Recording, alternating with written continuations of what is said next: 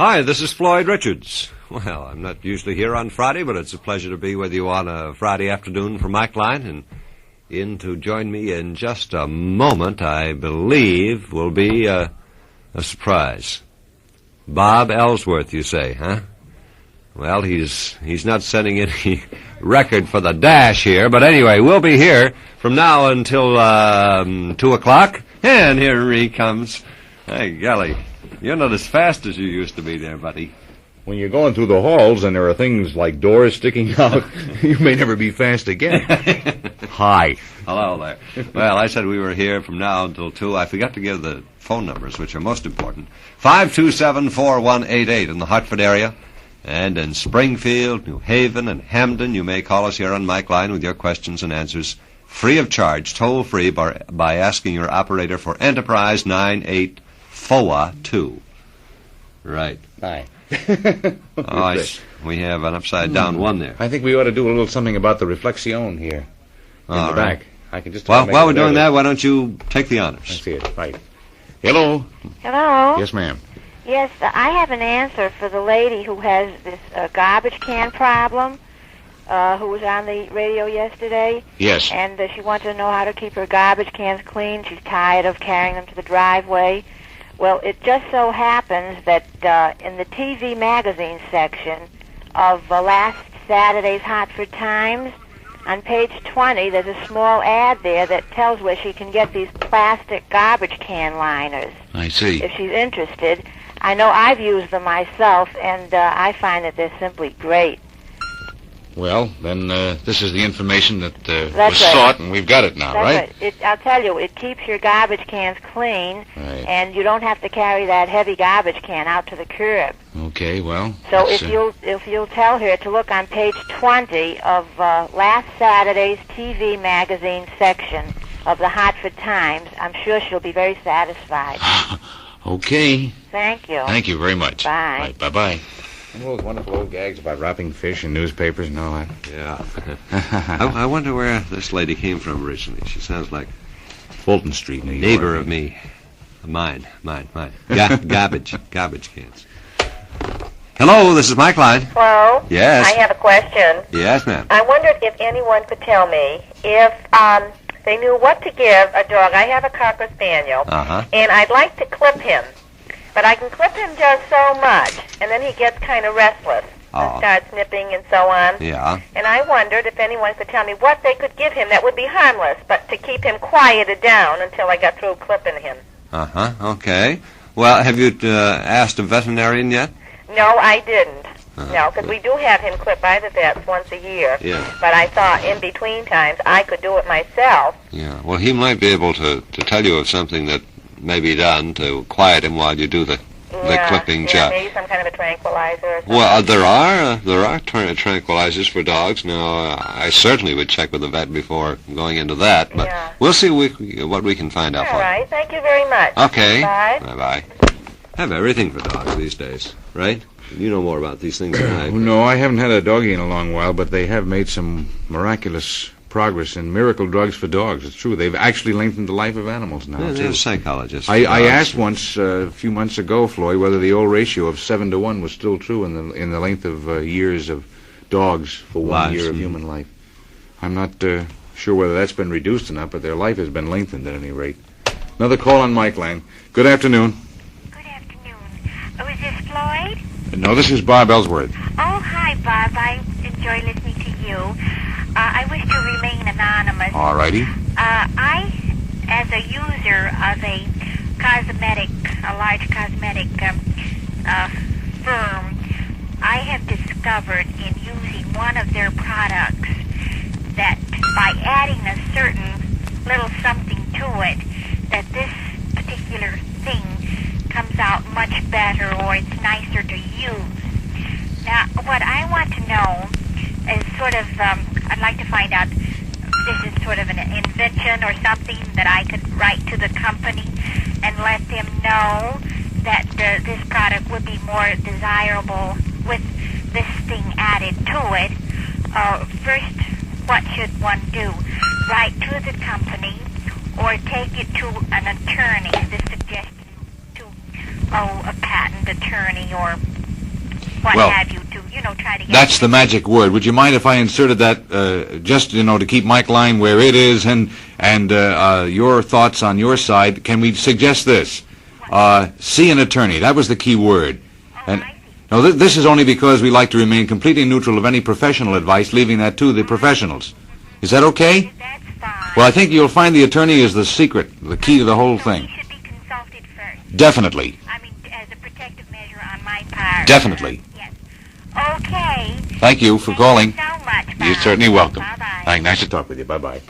Also, to keep us away from the attorneys. And right now, we won't need a lawyer to understand the translation of this. Taste it. Taste what? Try not. The only margarine with the Danish difference. Try not. Margarine. The real test of any margarine comes when you spread it on bread. Spread Try Not margarine and taste the Danish difference. The natural flavor of the only margarine made the Danish way. Try Not is naturally better because it's made without the chemicals and preservatives found in other margarines. And Try Not margarine is never hydrogenated.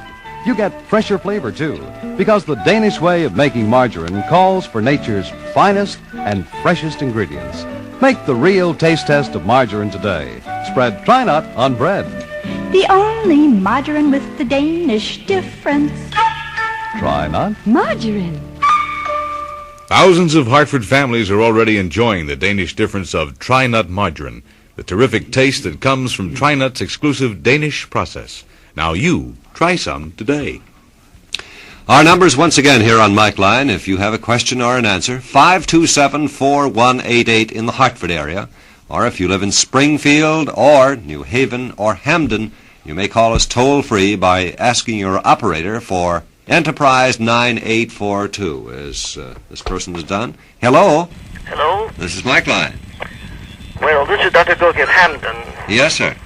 I'm wondering if, probably Dave Rubin might be on this afternoon sometime. He'd be listening. Mm-hmm. I have two very old chairs that are stenciled, and I want to use some of his cleaning material as he's getting it over the mic line Right.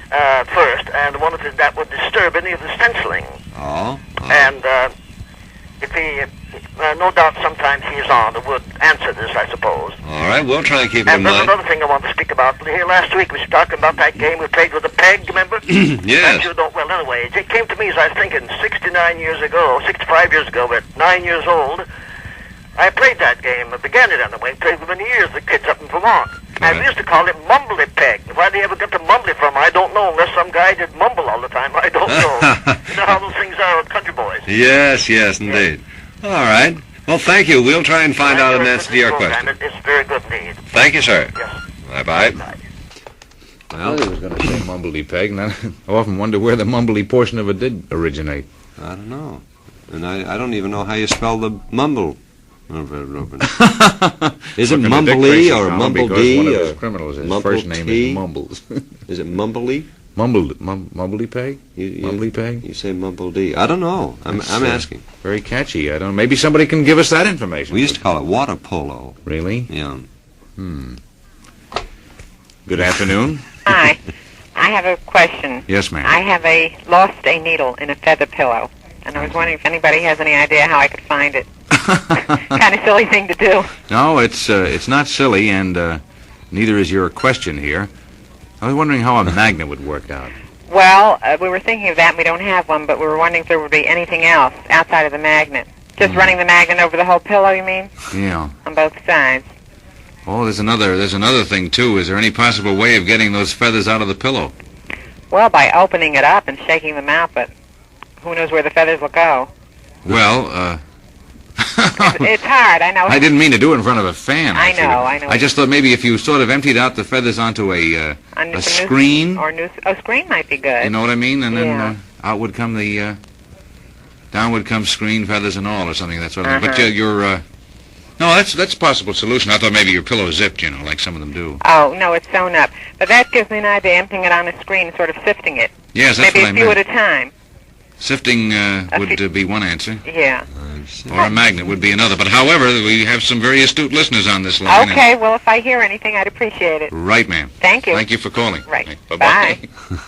Somehow or other, everybody looks at me and laughs because I came up with 2 solutions. Sure you They're did. not too skilled, but there's a way of going about it. You get another pillow cover, I suppose. Why? Then you dump it right in. You dump the needle right in the other one. Then you feel, well, that's not very good either. But it was an idea. Yes, it was. Hello. Hello. This is Mikeline. This is Anonymous from Manchester calling. Yes. Have you had a recipe request yet today? No, we haven't. Well, I wonder if you have a layer cake made with German chocolate rather than the regular chocolate. Uh-huh. It's sweet chocolate. Okay, layer cake made with German chocolate. Yes. Mm-hmm. Okay. Thank you. We'll see if we can find one for you. Thank you very much. You're welcome. Bye-bye. That reminds me, there was a cake left here for the testing laboratory yesterday. Well, you weren't supposed to know about it, Bill. That's the idea. It was left here later, see? I shouldn't have mentioned it. Who saw it? Anybody see it? Yes, Joe saw it, and Joe put it away. Joe who? Joe Gooch? No. I thought you'd look up at them. Our lovely telephone operator and answerer of calls, receptionist of Mikeline. Yes. So don't go telling him, Joe. Hey, don't tell him where it is. Watch that. Can I have small pieces of substitute type on the show? Sure you can, boy. Here we go, ladies, with another basket of quality food values from our good friend Sigourney Burke, 97 to 99 Ashley Street in Hartford. Yes, this weekend, make it rib and pork roast. That should read rib and pork roast. Get yours for only 27 cents a pound. Or try lean center-cut pork chops, only 69 cents a pound. Whole baby pork roasts, now just 48 cents a pound. Have it cut up into chops or roasts as you wish. And now for the big Thanksgiving feast coming up. Yes, sir, it's Way Best time, and Way Best turkeys from 18 to 24 pounds, only 39 cents a pound. Or choose fresh Berkshire turkeys, 18 to 24 pounds, only 48 cents a pound. Mom, stock up now on U.S. #1 Maine potatoes. Big 10-pound bag, only 29 cents. Delicious, vitamin-rich Sunsweet prune juice in 2 large quart bottles at just 37 cents each. I think that's just 1 large quart bottle. But you can buy 2. Yes, 37 cents for the quart bottle. And top off the turkey with genuine Ocean Spray cranberry sauce. Get 2 cans for 49 cents. Remember, you get Double World green stamps Wednesday and stamps with every purchase at Sigourney Burke, 97 through 99 Ashley Street in Hartford. They should never give a native of New Hampshire a combination of words like top off, because I want to say top off. Blah. Well, don't get me started with the dialects I don't want to add to the thing. Good afternoon. How are you? Hello. Yes, ma'am. I would like to know the proper way to clean a tent before putting it away for the winter. A tent? A tent. A green tent. A green tent. Mm-hmm. And I also have a question for Dave Rubin, if he calls in. I have a very nice limed oak table, and it has started to have very tiny cracks going with the grain of the wood. What kind of table again? A limed oak. Limed oak Limed table. Oak, yeah. Right. And it has very small cracks going with the grain of the wood. Uh-huh. I'd like to know how to correct it and what I can do to prevent further cracking. I see. I would appreciate it if he did call in today, if you would ask him. Okay. I enjoy your program very much. Thank you for calling. Thank you. Bye-bye. Bye. That is a great question. How do you clean tents? We just roll them up and put them away until the following year when we leave our campsite. Yeah, but the Quartermaster Corps takes care of it. Oh, absolutely. Well, they probably do something. The large vacuum cleaner. Well, we have an engineer in our staff, Ted Broussard, who is quite a tenter. He's a tent cleaner from way back. I don't know whether he cleans it or not, but anyway, he's been tenting, and perhaps if he's still around, he can tell us. Unless he's gone out tenting again. Well, the other part of that question was the lady wants to know how to prevent further cracking in a limed oak table. Well, okay, see if we can find out. Hello? Hello? Yes, this is Mikeline. Yes, I know. I'd like to ask about that method of baking the turkey in a paper bag. Yes. Now, when you bake the turkey, how would you make gravy from the drippings? If somebody would please answer that. Mm-hmm. And I haven't heard Ed Anderson this week. Is he on vacation? Yes, he is. Both Ed and Bruce Kern are on vacation. I see. Yeah. All right. Okay. Thank you. You're welcome. Bye-bye. Bye. Yes. Where does the gravy come from when you're roasting the turkey in the paper bag? Well, Mikeline's coming from WTIC in Hartford, Connecticut, both AM and FM. And our telephone number is 527-4188 in the Hartford area. Mm-hmm. And you tell them the rest, because I'm... Oh, all right. In Springfield, New Haven, and Hamden, you may get us toll-free by calling your operator and asking her for Enterprise 9842. All righty. And I'll take another call right here. Good afternoon. Good afternoon. I'm Mrs. Capuccio, a Hartford listener. Yes, ma'am. And I have an Italian knitting machine, and the directions are not too clear to understand. And I was wondering if any of your listeners would have one, and if they would, please, the directions or instructions, and would they please give me the directions and instructions on how to run it? I see. It's you know what I mean? You can make sweaters and make a lot of different things on them there, and I'd love to get it running. Okay, we'll find out if anyone along the line knows about this. I wish you would. Thank you, ma'am. Please, and your program is beautiful. I love it. Thank you very I much. wish it was on a couple of hours. Well, you may need a couple of hours to get this answer. Okay. Thank you, and a nice Thanksgiving to you and all. Thank you. The same to you, ma'am. Thank you. Bye-bye. Bye. These instructions in Italian? I don't think so, no. My shoes. She can't understand the instructions. Well, somebody may be quite familiar along the line here on Mikeline with this and give us an answer before too long. I suspect so. I suspect we will get an answer. Hello? Hello. Yes. I have a question. All right. It may be repetitious because I didn't quite make out what the lady said who called just a few minutes ago. I have the radio turned down low in the other room so my daughter can hear my voice over the radio. Okay. But I wanted to know what the directions were for baking the turkey in the paper bag. Yes. Well, the question was, where do you get the gravy from? Oh, I see. Well, I know that you're supposed to use cooking oil and saturate the bag with it, and then just put the turkey in it and put it in the oven. But from there, I don't know. We'll see if we can find out more about it for you. All righty. Thank you very much. Okay. Enjoy your program. Thank you. Bye-bye. Bye. That goes in a pan, by the way. We had this day before yesterday, was it? What goes in a pan? Some lady on the line was mentioning. She says, you do put a pan. Oh, yeah? With the turkey in the bag and so forth. She said, otherwise the bag would break and the turkey would be all over. And I said, sure, I guess you do put it in a pan. Oh, and you use the paper bag on Saturday, right? Yeah, she didn't say that exactly like that, but I think, Yeah, I'm going to take another call now. Would you do that? Well, I think that went over. Good afternoon, Mikeline. Hi, you got a mess with your turkey, haven't you? You cook that the same as you do with foil. The only thing is your cooking time in the paper bag is 15 minutes per pound.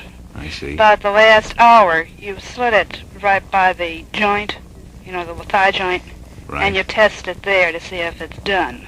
And that's in a 325 to 350 oven. Your dripping comes from the turkey itself. Don't forget to grease the turkey, too. All right. You know what I mean? And then Well, don't tell me now. Tell the audience, because well, I'll never try this. You men are going to cook it. I mean, I like the new method in foil myself. See, then when you take you switch your bag, remove your bird, and then just tip your bag into your pan. Right. And you got your drippings. I see. In other words, this pan figures right throughout the whole process. Oh, yeah. I mean, that's to catch your dripping because, see, it steams it, too. And then your last, whatever time it is, you're going to open your bag. Right. Then that allows the steam to escape and your turkey browns. A hint that I just received from the utility company.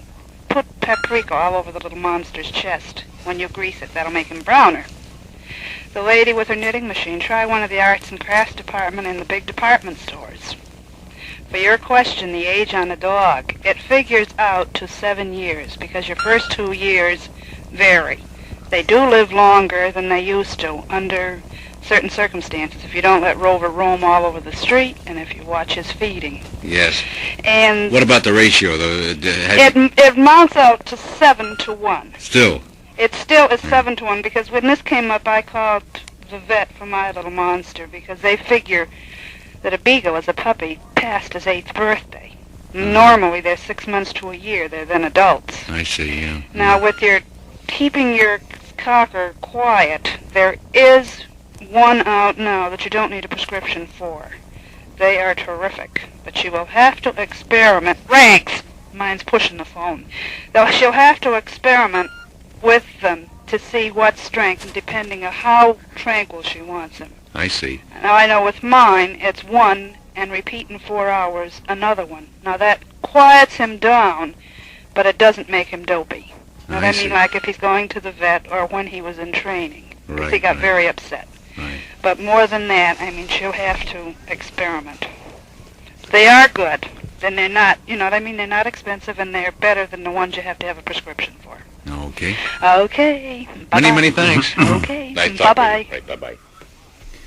Well, there's the supply. We have answers that come over here on Mikeline, and that's what's wonderful about the show, because we can get them the same day in many cases, in most cases, and it helps us along here. So don't hesitate on any of our questions. If you have questions of your own, to add to the copper at 527-4188 in Hartford, and for Springfield, New Haven, Hamden. You call our enterprise number, which is 9842. Referring back to the dog, I guess we mentioned it once before, but it's worth mentioning again. You really should see the vet about anything that has to do with medicine or any of these things, just to make sure, because I know you love your dog and you wouldn't want anything to happen to him. Hello? Hello? Hello, this is Mikeline. Hello? Hello? Yes, this is Mikeline. I'm sorry. That's all right. I have a question, and I have a little information for you. Yes, sir. Where are you calling from? I'm calling from North Wilbraham, Massachusetts, and I'm paying the toll charge. Well, go right ahead then. First of all, what is the first letter in the name of your program? I've been listening to you for months, and I still don't know it. M as in mother. M as in Mike, okay. All right, Mikeline. Mike. I figured it might be that. Uh-huh. Now, this peg game that you fellows have been talking about for a week seems to have stirred up a lot of interest among the old-timers anyhow. Now, I can give you a bit of information on another part of the country that you haven't heard from, and that's the Maritime Provinces. Fine. I grew up there. Mm-hmm. And the name of that game was M-U-M-B-L-E-L-Y, Mumbly Peg. We played it exactly as you play baseball. Mm-hmm. The object was to make the peg jump in the air and then hit it.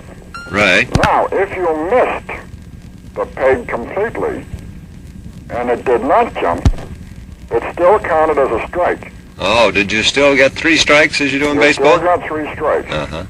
If you made the peg jump and you didn't manage to hit it while it was in the air, you had to play the peg from wherever it landed. Oh, I see. And it was a game that was restricted to mostly younger boys. Yes. Well, I can Once they imagine. got old enough to play baseball, they put the mumbly peg aside. I can imagine. So that was the way it was played up in the Maritime Provinces, and that's what we called it. Well, thank you. You're welcome, sir. And give us a call again. Right-o. All righty. Bye-bye.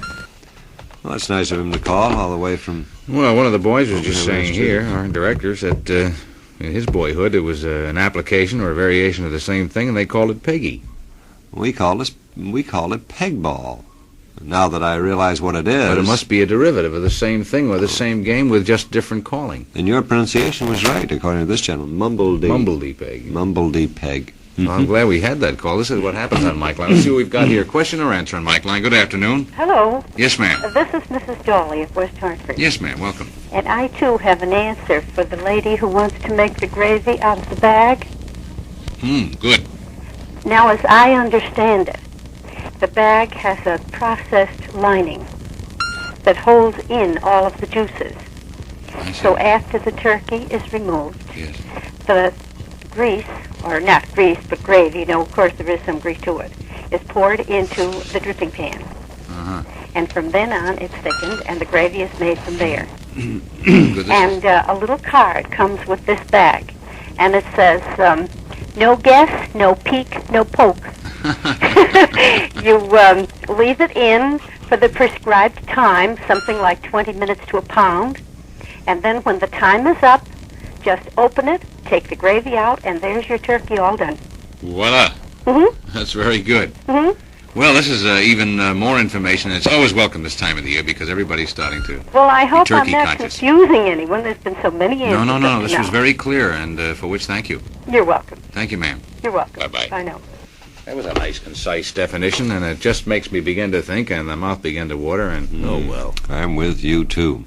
Hey, you know that puzzle jackpot is really getting into the big money league in the Hartford Current. Remember your date with the money-paying puzzle in Saturday's Current. Sunday brings you the king-size Current with TV Week. Get it. And get these phone numbers we have here, 527-4188 in the Hartford area. And for New Haven, Hampton, and Springfield, call us toll-free. Ask your operator for Enterprise 9842. Mayan, all right. Hello. Hello. Yes. I have a question. All right, sir. I'd like to know when is the best time to trim young maple trees. When is the best time to trim young maple trees? Right. All right, we'll ask, and if anyone knows, we'll invite them to call us today. Okay, well, thank you very much. And thank you. Yeah, Bye-bye. When is the best time to trim young maple trees? Floyd, I have something rather important from the WTIC newsroom in the form of a bulletin. President Kennedy is reported to have been wounded by an assassin in Dallas, Texas. There are no further details available at this time. We repeat, President Kennedy has been wounded by an assassin in Dallas, Texas. We will have further details as received. I'm sure everybody joins us in deploring this regretful news. I should think but so. We'll bring details as soon as we possibly can. We certainly will. We'll stay right on top of that. All right, let's see if we can continue on with Mikeline here while awaiting any more news from our newsroom. Hello? Oh, golly. Isn't that awful? It certainly is. Well, I got the recipe. This is Roz Fishman. Yes, Roz. Okay. Oh, my. That just took my breath away. Did ours, too. So. Well, one package, it's with the German sweet chocolate. Yes. One package of the German sweet chocolate. German sweet chocolate. Okay. Oh, I can't even get my breath. My goodness. 1/2 cup butter or margarine. 1/2 cup butter. Okay. 1/2 cup boiling water. 1/2 cup boiling water. 2 cups of sugar. 2 cups of sugar.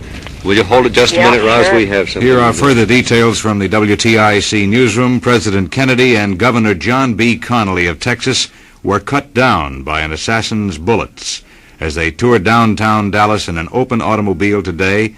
The president, his limp body cradled in the arms of his wife, was rushed to Parkland Hospital. We will give you further details as received. Well, this rather changes the complexion of many, many things at this time, and it looks as if we have two national victims here, the governor and the president, at this first reading. This is a very regretful thing, and the kind of news which I'm afraid is a little bit more than I care to handle, but we've got to be on the job anyway. We'll continue along, Floyd. Oh, Roz, you're right in the middle of a terrible thing here. Perhaps we'd be best to just keep right on going as best we can, and we'll stay on top of the news as best we can here. I don't feel like it. Can I? Yes, all right. I understand it. I think that's smart. Okay. But give us a call when you can. Yeah, I will. All right. Bye.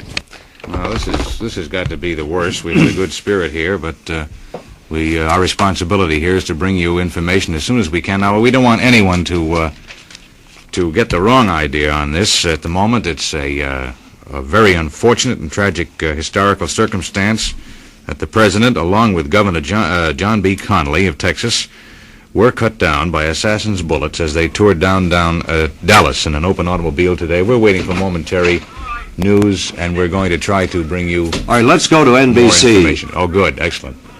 Oh, well, in just a moment, yes, now, we will go to NBC for later news on the happening at Dallas. You can understand our confusion at this point. So stay with us, and in just a moment, I'm sure NBC will have more details on the assassin's attempt on President Kennedy in Dallas earlier this afternoon. And entering the scene here, we have another wrap-up. And how about that one, Floyd? Well, this is from AP. The first one was from United Press International. When the president was shot, Mrs. Kennedy jumped up and grabbed him. She cried, "Oh, no." The Secret Service ordered the motorcade to speed on to a nearby Parkland Hospital. Associated Press reporter Jack Bell says the president and Connolly were shot as the motorcade entered a triple underpass, which we said earlier. And something even further. A bulletin. Representative Albert Thomas of Texas says he has been informed that both President Kennedy and Governor John Connolly of Texas are still alive. Well, that's the first heartening news, if you can call it that. At least this has been said. They are both still alive. Well, we invite you to stay tuned now because we will have news from NBC coming up in just about 50 seconds from now. And we hope that we will find even more heartening news at that time. Well, certainly, I would say it's been a pleasure to be with you today, but unfortunately, I guess I got here in time to just spend the afternoon with you and get this news as it's been received. A little bit more here. Thomas made his statement outside the emergency room in which both Kennedy and Connolly were under treatment. He said he had been told the president is still alive but in very critical condition. See you Monday on Mikeline. This is WTIC, AM and FM, Hartford. The time now is 2 o'clock. This is NBC News. Here is Peter Hackis in Washington. President Kennedy has been shot. As of now, there is no final official report on his condition. Here now, pieced together the news items we have as they have reached us from Dallas, Texas. Within the hour, President Kennedy and Texas Governor John B. Connolly were cut down by would-be assassins' bullets as they toured downtown Dallas in an open automobile. Representative Albert Thomas, Democrat of Texas, says he's been informed the president and Governor Connolly were both still alive after having been shot in an assassination attempt. Thomas, standing outside the corridor of the emergency room in which both Mr. Kennedy and Connolly were under treatment, said he's been told the president was still alive, but in very critical condition. The president, his limp body cradled in the arms of his wife, was rushed to Parkland Hospital. The governor also taken to Parkland. A Secret Service agent, Clint Hill, a man assigned to protect Mrs. Kennedy, said he's dead as the president was lifted from the rear of a White House touring car, the famous bubble-top car which was sent to Dallas from Washington. He was rushed to an emergency room in the hospital. Other White House officials who were questioned about it say they were in doubt. The corridors of the hospital, of course, in pandemonium.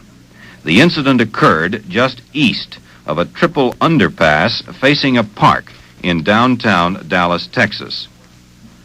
Associated Press reporter Jack Bell reports 3 shots were fired as the presidential motorcade entered a triple underpass in Dallas that leads to the Stemmons Freeway.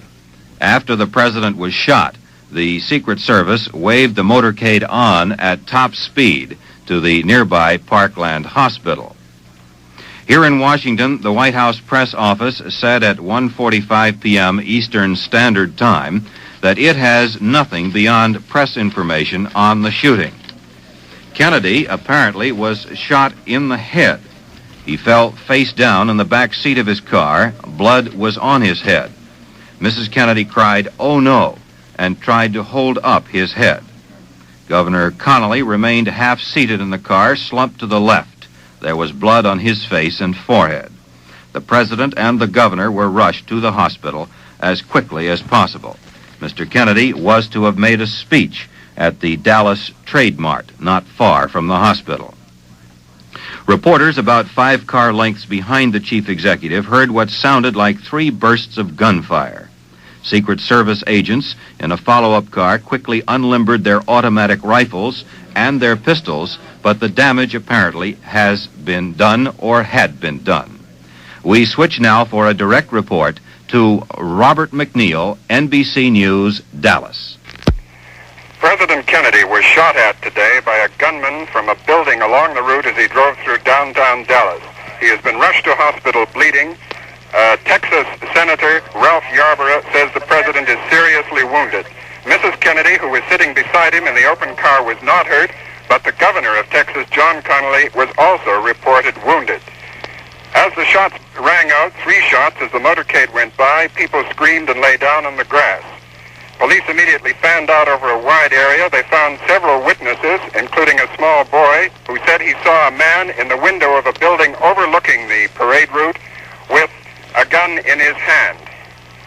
President Kennedy is now in the Parkland Memorial Hospital. An accurate estimate of his condition has not been given.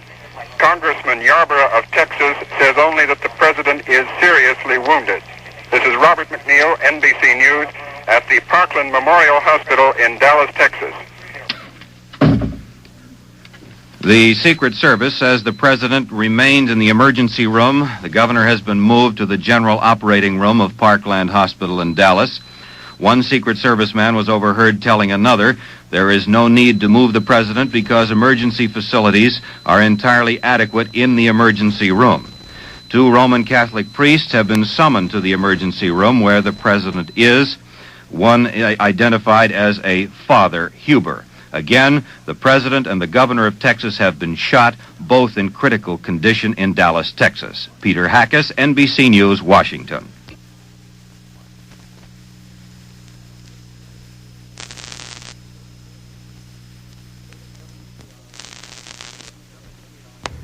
This is WTIC, AM and FM, Hartford. This is Dick Bertel. In place of our usual Americana program this afternoon, we are going to present a program of music in order to keep you completely informed on the condition of President Kennedy, shot down this afternoon in Dallas, Texas. We hear from Montavani in the orchestra, Moon River.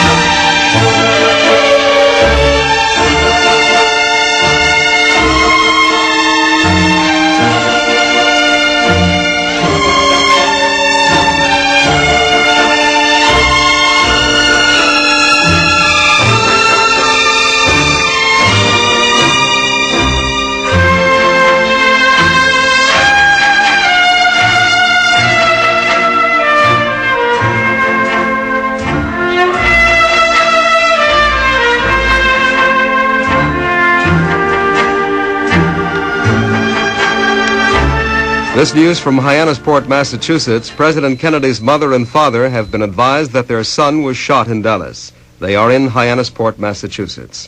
2 Roman Catholic priests have been summoned to the emergency room where the president is. A White House spokesman said someone had asked for the priests. This news from the WTIC newsroom.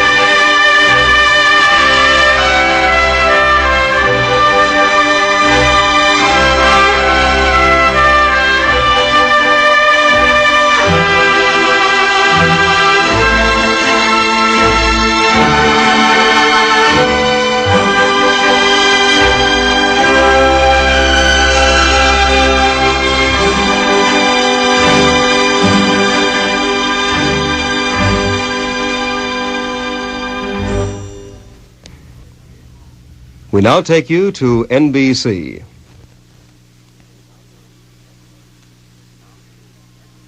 Now here is Edwin Newman, NBC. The latest word on President Kennedy's condition comes from Representative Albert Thomas of Texas. He says he's been informed that Mr. Kennedy is still alive, but in very critical condition. 2 Roman Catholic priests have been summoned to the room where Mr. Kennedy is lying. Here's a bulletin just in. President Kennedy has been given blood transfusions at Parkland Hospital in Dallas, Texas. That is where he is lying. This is an effort to save his life. The president is at Parkland Hospital after the assassination attempt against him and Governor John Connally of Texas. The president was shot in the head. Governor Connally was shot in the chest. He has been taken to the operating room. The president remains in the room to which he was originally taken because emergency facilities there are said to be completely adequate. To repeat, the president remains in the emergency room at the Parkland Hospital in Dallas because emergency facilities in that room are considered to be perfectly adequate. The president has been given blood transfusions in an attempt to save his life. 2 Roman Catholic priests have been summoned to that emergency room. A White House spokesman said someone had asked for the priests. We have not yet been told who sent for them. To recapitulate the day's events, a sniper shot President Kennedy and also Governor John Connally of Texas, with whom the president was riding as they drove through downtown Dallas today. Mr. Kennedy apparently was shot in the head, and he fell face down in the back seat of his car. It was an open car. Blood was on his head. Mrs. Kennedy was by his side. She was not hurt. She was heard to cry, "Oh no," and she tried to hold up the president's head. Governor Connally remained half-seated, slumped to the left. There was blood on his face and forehead. There was also blood on his chest. The president and the governor were then rushed to the Parkland Hospital near the Trade Mart in Dallas, Texas. The president was to speak at the Dallas Trade Mart in the course of his 3-day visit to Texas. Today was the 2nd day. Blood was spattered all over the limousine, which had been flown in especially to carry the president in the Dallas welcoming parade. Secret Service men at once drew their weapons, but it was too late to prevent the damage that had been done. I repeat, the president is still alive, but he is said by Representative Albert Thomas of Texas, one of his hosts in Dallas, to be in very critical condition. The corridors of the hospital are described by those who are there as in pandemonium.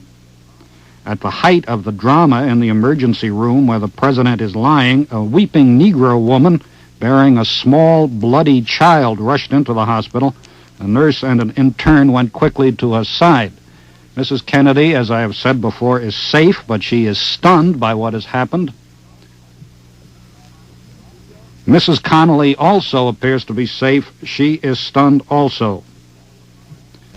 We will, of course, continue with our news bulletins moment by moment as they come to us. We now join the facilities of NBC Television for a simultaneous broadcast. NBC correspondent Bill Ryan is speaking. Window of a building about a block away from the cars. There are other reports that a man was seen with a high-powered rifle. There is no indication yet that whoever fired the shots at the president and the Texas governor has been found. The word from Parkland Memorial Hospital is that President Kennedy is being treated in an emergency room of the hospital, that he has received blood transfusions, that he is in critical condition but alive. There is no word on how many times he was struck by bullets or where he sustained the wounds. Now, we are going to attempt once more to return to station WBAP-TV, Fort Worth, Dallas, and newsman Charles Murphy. There is no definite word yet that the person who fired the shots at President Kennedy and Governor Connally in Dallas has been apprehended. We have just received this report, though. Moments ago, authorities took a young man into custody. They took him to the county sheriff's office near the Triple Overpass, near where the shooting occurred. The man was neatly dressed. He's in his early 20s. He is protesting vehemently his innocence, and he says that he has witnesses to prove that he is innocent. 2 Roman Catholic priests have been summoned to the emergency room where the president is. A White House spokesman said someone had asked for the priest, but did not say whom. Blood transfusions have been administered to President Kennedy. Governor Connally has been moved to the general operating room. Repeating, just moments ago, authorities have taken a young man into custody in Dallas, but there is no definite word that this is the person who might have fired the shots at President Kennedy and Governor Connally. Charles Murphy reporting from WBAP-TV, Fort Worth, Dallas. These additional details from the hospital in Dallas, officials at the hospital say the president has been given a transfusion of B-positive blood. They are calling for fresh blood of that type to have it ready if additional transfusions were needed. Mrs. Lyndon Johnson, the wife of the vice president, was escorted by Secret Service agents into the emergency room where the president is being treated. Now, for Washington reaction to this tragic story, we go to NBC News Washington and David Brinkley. Bill, there isn't a great deal as yet because obviously the news has just got here. It was taken to Congress, which of course recessed immediately to wait to see what has happened. We've checked with the White House, which has told us it doesn't know any more than we know and in fact has been listening to us to see what it could find out. The president's brother, Edward Kennedy, Teddy Kennedy, was on the floor of the Senate and was informed of the news by the Senate Democratic leader, Senator Mike Mansfield.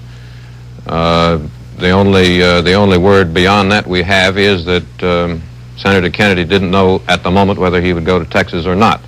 Beyond that, again, there is no particular or unexpected reaction here yet because most of Washington has just found out about it and is shocked and stunned along with everyone else.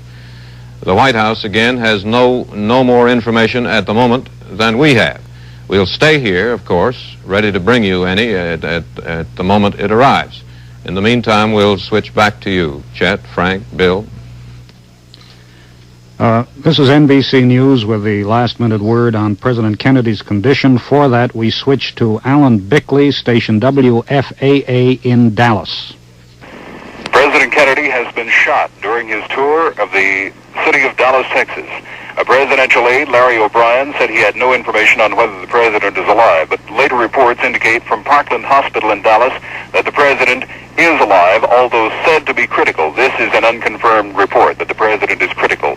Texas Governor John Connally also was shot, has been taken to surgery in Parkland Hospital in Dallas, Texas. When the president was shot, Mrs. Kennedy jumped up and grabbed him, crying, "Oh no." Then the Secret Service ordered the motorcade to speed on to the hospital. Apparently, from witnesses at the scene, we can deduce that the attempted assassination was committed by a slender white young man, about 30 years of age, probably from the vicinity of the Texas Book Depository building in downtown Dallas. Police and Secret Service men have now cordoned off that building. The center of downtown Dallas is in a virtual state of siege. They are combing the floors of the Texas Book Depository building in an effort to find the suspected assassin. This is Alan Bickley reporting for NBC News. There has been an unconfirmed report, and I stress an unconfirmed report, that Vice President Lyndon Johnson was slightly wounded during the attempt on President Kennedy. One spectator said he saw Vice President Johnson walk into the hospital holding his arm. That is the first word we've had on that, and we have no official indication that Vice President Johnson has been hurt. To repeat, the latest word we have is that President Kennedy is still alive, but in critical, very critical condition. That word comes from Representative Albert Thomas of Texas, who has been one of the president's hosts during his intended 3-day visit to Texas. The president is in the emergency room. He has had blood transfusions. More blood of that particular type has been called for by the hospital. It is a B-positive blood drawn from the hospital bank. Fresh blood has been called for by the doctors to have it ready if additional transfusions are needed. Governor John Connally of Texas, who was riding with the president and was wounded at the same time that the president was, has been taken to the operating room. Mr. Kennedy continues to be in the emergency room. Facilities there are said to be adequate. We will be back with additional information as soon as we receive it. This is Edwin Newman, NBC News. I beg your pardon, I am told to continue because there is a bit more information. At the hospital in Dallas, police have been quickly posted in the corridors leading to the emergency room. Secret Service agents are on duty and have turned reporters away 40 feet from the door of the emergency room where the president is lying critically ill. Now, for reaction here in New York to the news of the assassination attempt against President Kennedy, who is in critical condition in Dallas, Texas, we switch to Joseph Michaels at the Stock Exchange in Wall Street. The stock exchange itself has just suspended trading. A Board of Governors meeting was called by Keith Funston immediately after the terrible news was received, and the decision after the market was running slow and it tumbled about 2.5 points, 12 minutes behind on the ticker, with many issues suspending immediately, was that the market itself should suspend. I'm down here at Wall Street. There are lots of people here. Perhaps we can talk to some of them. Excuse me, but did you hear the news, sir? Not quite. I couldn't hear. I was standing all the way out here. How about you? I didn't hear anything. I just come on. Did you know what happened? Yes, I do. How do you feel about it? I don't know. It's shocked. Very bad. Very. Terrible shock. Terrible shock to the country and everything else. I don't know. It's unbelievable to think something like that could happen. Do you think it's a dangerous thing for us all? I certainly do. Where was the FBI? How do you think the street will react to this, sir? Well, I guess the market will go down. It always does in a tragedy. They're both in critical condition, huh? So we hear told. Do you think this will have any serious effect on the market, sir? On what? On the market? I doubt it. Why?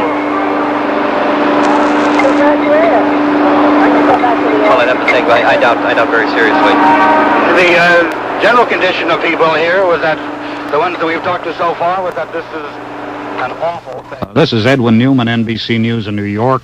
We have an interview with an eyewitness to the shooting of President Kennedy in Dallas. I must repeat now, the president is still alive, but is described as being in very critical condition in the hospital in Dallas.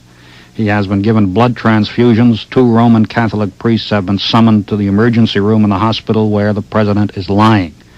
Now, we're going to let you hear an interview with an eyewitness to the shooting that took place in Dallas a short time ago. What is your name, ma'am? Jean Hill. From Dallas? That's right. And did you see the shooting, miss? Yes, sir. Can you describe what happened? Yes, sir. Will you do that now? They were driving along, and we were the only people in this area on our side, and the shots came from directly across the street from us.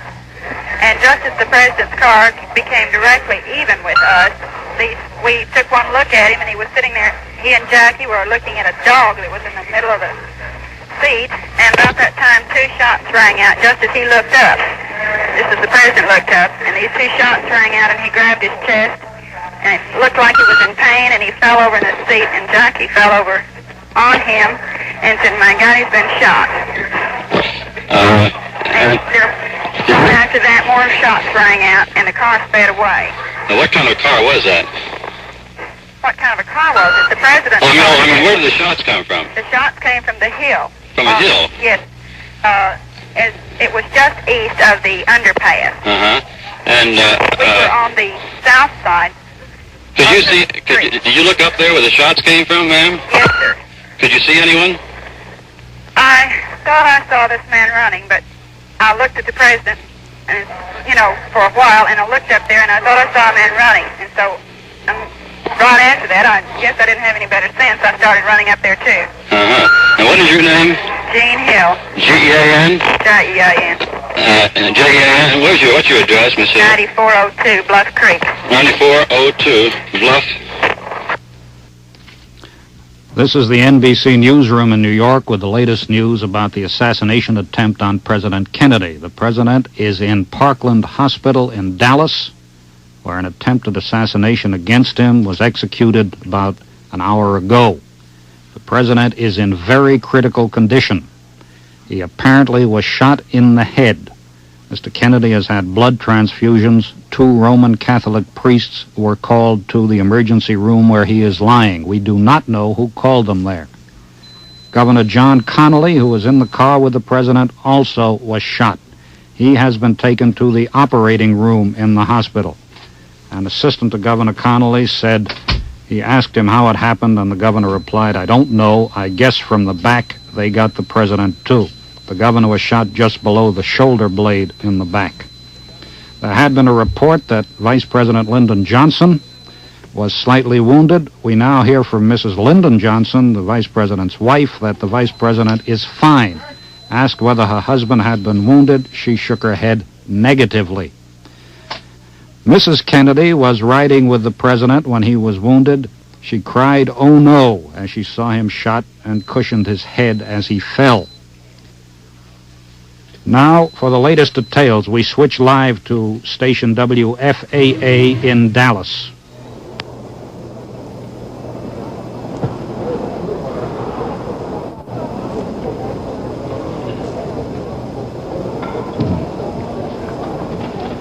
This is the NBC newsroom in New York. We try again to get the latest details from station WFAA in Dallas.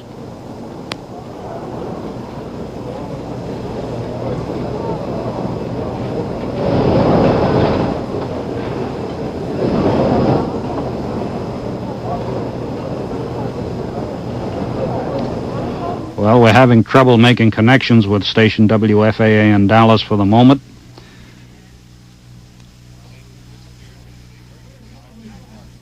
We now join the NBC television network telecast for the latest information.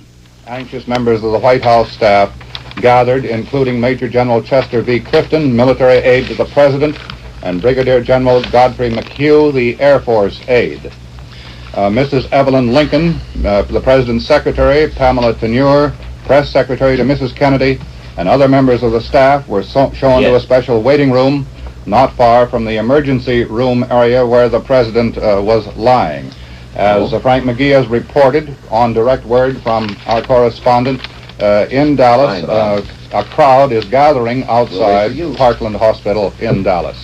There's also this, Chet, repeating what we got from Fort Worth, that sheriff's officers have taken a young man into custody and are questioning him, but there is no indication that any charges have been placed against him. There is no indication that he is directly involved in this attempt on the life of President Kennedy and Texas Governor John Connally. Bill, I think we have a picture of the President and Mrs. Kennedy as they arrived in Dallas this morning, and I have some fragmentary copy on the first speech which the President delivered in Dallas. This is the picture of the President and Mrs. Kennedy. I think the camera that has you, Chet, is the one that would have to get the picture. Me. I'll hold it up over here. This is the picture of the first family, or the President and Mrs. Kennedy, rather, arriving in Dallas only a couple of hours before the assassination attempt. The first speech that the President delivered in Dallas, speaking in an area where supporters are booming Senator Barry Goldwater's chances for the Republican nomination, the President said that ignorance and misinformation, if allowed to prevail in foreign policy, handicaps the country's security. This was a speech prepared for the Dallas Citizens Council, the Dallas Assembly, and the Graduate Research Center of the Southwest.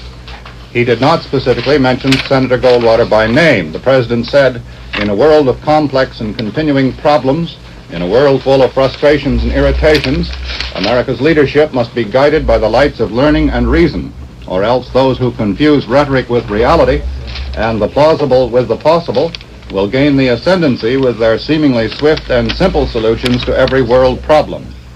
Chet, there's also this. In Washington, the two president's brothers, his two brothers, Attorney General Robert Kennedy and his younger brother, Senator Edward Kennedy, are on their way to Andrews Air Force Base. They will fly to Dallas. Additional details from the hospital. Vice President Lyndon Johnson has not been injured in this attack on President Kennedy and Texas Governor Connally. The Vice President is somewhere in the same hospital where the President is being treated, Parkland Memorial in Dallas. It is reported he is badly shocked by the shooting, that doctors are trying to keep him as quiet as possible, and that he is under heavy Secret Service and police protection. It's also noted that throughout the trip in Texas, when the President and the Vice President have been in the same motorcade, they have been kept in separate cars.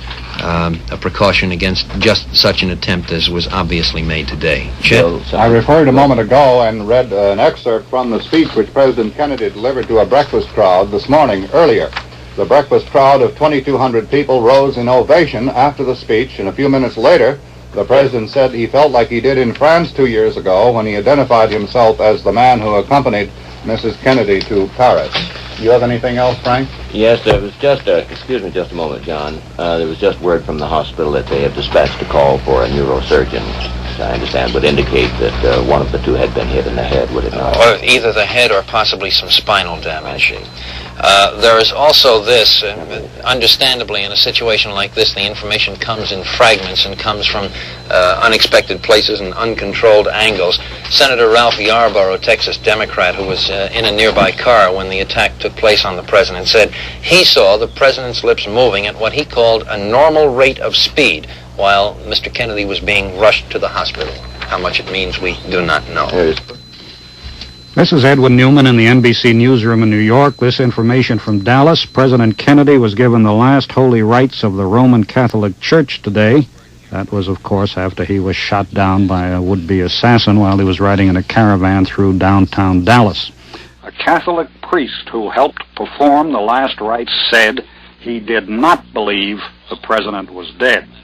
The Catholic priest, in other words, said he believed the president was still alive. The priest left the emergency operating room at Parkland Hospital, where the president is lying, and walked out of the hospital.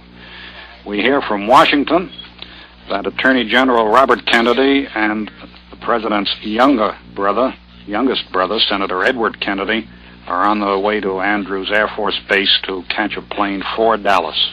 Also in Washington, the director of the FBI, J. Edgar Hoover, has, of course, instructed the Dallas office of the FBI to make an all-out investigation of the attempt on the life of President Kennedy and of Governor John Connally of Texas. Governor Connally was shot in the back below the shoulder blade. Here is a flash from Dallas. Two priests who were with President Kennedy say he is dead of bullet wounds suffered in the assassination attempt today. I repeat, a flash from Dallas. Two priests who were with President Kennedy say he is dead of bullet wounds. This is the latest information we have from Dallas. We are, of course, standing by to give you all available information as it comes to us. I will repeat with the greatest regret this flash. Two priests who were with President Kennedy say he has died of bullet wounds.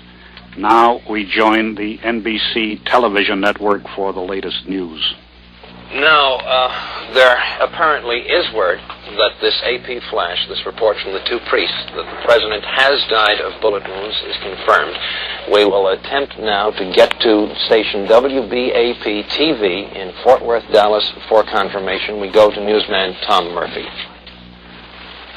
Substantiating this, but not confirming it, is a report about 5 minutes ago by the Dallas Police Department to all of its officers that the president had died. Some 3 to 5 minutes later, the AP flashed that two priests at the hospital say the president is dead. Charles Murphy, returning now to NBC in New York. Word from two sources. Again, it is not... Bill, excuse me. We have NBC's Bob McNeil on the line now with a report. Please go ahead, Bob. White House Press Secretary Malcolm Kilduff has just announced that President Kennedy died at approximately 1 o'clock Central Standard Time, which is about 35 minutes ago. After being shot at. After being shot. By an unknown assailant. By an unknown assailant. During a motorcade drive through downtown Dallas. During a motorcade drive through downtown Dallas. The president died. The president died. Approximately 25 minutes. Approximately 25 minutes. After the attack took place. After the attack took place. He had been rushed, bleeding and unconscious. He had been rushed, bleeding and unconscious. To the Parkland Memorial Hospital in Dallas. To the Parkland Memorial Hospital in Dallas. And was given blood transfusions. And was given blood transfusions. About 15 minutes ago. About 15 minutes ago, reports NBC's Bob McNeil from Dallas, to whom I'm talking now. A priest emerged. A priest emerged. After having given the president. After having given the president. The last rites. The last rites. Just before the announcement of the president's death was made. Just before the announcement of the president's death was made. Vice President Lyndon Johnson. Vice President Lyndon Johnson. Emerged grim-faced. Emerged grim-faced. And was driven off with a police escort. And was driven away with a police escort. To assume the constitutional responsibilities of the presidency. A casket has just been brought into the emergency ward of this hospital for President Kennedy. The attack took place as the president was just completing what amounted to a triumphal drive through downtown Dallas, encountering the largest, and in some ways the most friendly crowds of his two-day Texas tour. Dallas police had put into effect the most stringent security precautions in the city's history. Because they had anticipated there might be some demonstrations against President Kennedy, like those which marked the visit similar to those which marked the visit of UN Ambassador Adlai Stevenson on October 24th. Mrs. Kennedy, who was sitting beside the president, in the open car, was not hurt. However, the governor of Texas, John Connally, who was also in the car, was wounded reportedly in the chest. And more blood. A repeat, Bob. Further supplies of blood. For transfusions for the governor. Have just been brought into the hospital. The shooting came. According to witnesses. From the second floor. Of a building called the Texas School Book Depository. Which is about 100 yards. From the tree-lined parkway. On which the president was driving when the shooting occurred.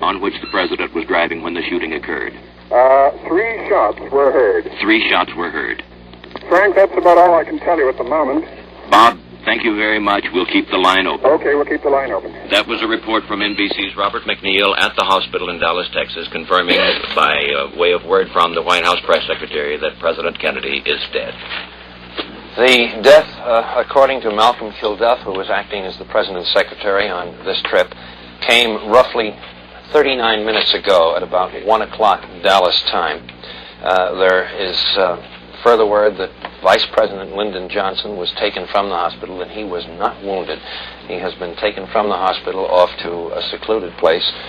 He will assume the constitutional duties, succeeding now the late John Fitzgerald Kennedy, the former president, the late president of the United States.